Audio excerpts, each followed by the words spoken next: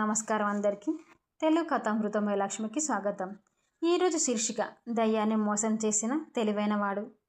Funny story ఇలా start అవుతుంది. ఒక ఊరిలో రామయ్య అనే చాలా తెలివైన కొంచెం పిసినారి మనిషి ఉండేవాడు. ఒకరోజు రాత్రి పొలానికి వెళ్ళి వస్తుండగా చెట్టు కింద ఒక పెద్ద దయ్యం కనిపించింది. దయ్యం గంభీరంగా అంది, రామయ్య అని. రామయ్య చూశాడు. నన్ను చూసి భయపడలేదా అని అడిగింది. రామయ్య కాసేపు ఆలోచించి దయ్యాన్ని చూసి, ఎందుకు భయపడాలి, నువ్వు కూడా రాత్రిపూట తిరుగుతున్నావంటే ఇంట్లో వాళ్ళు బయటికి పంపించేసినట్టున్నారు అని. దయ్యానికి కోపం వచ్చింది. నన్ను ఆట పట్టిస్తున్నావా అని అన్నది. నేనెందుకు ఆట పట్టిస్తాను అని అన్నాడు. సరే, నీకు కోరిక ఇస్తాను, ఏదైనా అడుగు అంది. ఏదైనా అడిగినా ఇస్తావంటే ఏదైనా ఇస్తాను అంది.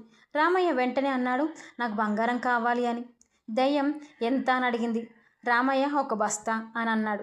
దయ్యం బంగారు నాణాలతో ఒక బస్తా ఇచ్చింది. రామయ్య దాన్ని తీసుకొని ఇంటికి వెళ్ళిపోయాడు. మరుసటి రోజు దయ్యం రామయ్య ఇంటికి వచ్చింది. రామయ్య అని పిలిచింది. రామయ్య బయటికి వచ్చాడు. రామయ్య, నేను ఇచ్చిన బంగారంలో సగం నాకు తిరిగి ఇవ్వాలి అని అన్నాడు. రామయ్య ఆశ్చర్యంగా, ఎందుకు అంది. దయ్యం అది నా నియమం అంది. రామయ్య నవ్వుతూ, అయితే అది నిన్నే చెప్పాల్సింది కదా అని. ఏమని అంటే, రామయ్య బంగారం ఇస్తామని చెప్పావు, కానీ నేను నీకు తిరిగి ఇస్తానని చెప్పలేదు కదా అని అన్నాడు. దయ్యం తల పట్టుకుంది.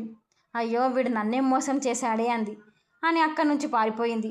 రామయ్య మాత్రం బంగారు బస చూసుకుంటూ, దయ్యమైనా సరే ఒప్పందం చదవకుండా మాట్లాడితే ఇలాగే ఉంటుంది. ఈ స్టోరీ మీకు నచ్చినట్లయితే లైక్ చేయండి, షేర్ చేయండి. మరిన్ని కథల కోసం మా ఛానల్ని సబ్స్క్రైబ్ చేసుకోండి. మంచి మంచి ఫన్నీ స్టోరీసు, అక్బర్ బీర్బల్ లాంటి స్టోరీస్ కూడా అప్లోడ్ చేస్తాను. ప్లీజ్ సబ్స్క్రైబ్ చేసుకోండి.